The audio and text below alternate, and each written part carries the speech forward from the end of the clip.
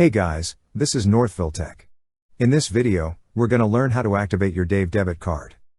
If you don't have a Dave bank account, we will put our affiliate link in the description below for you to sign up and get a $15 gift reward. But if you already have an account, just open the app by tapping on it.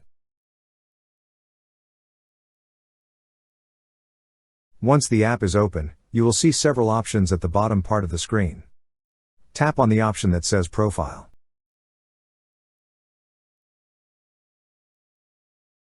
Now, scroll down to the bottom, and you will see a section for Dave debit cards. Under Dave debit cards is an option that says Physical Card. Tap on Physical Card. Then, tap on Activate Physical Card.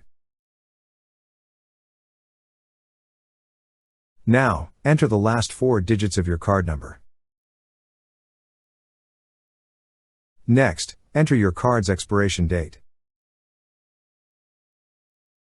Lastly, create a 4-digit PIN.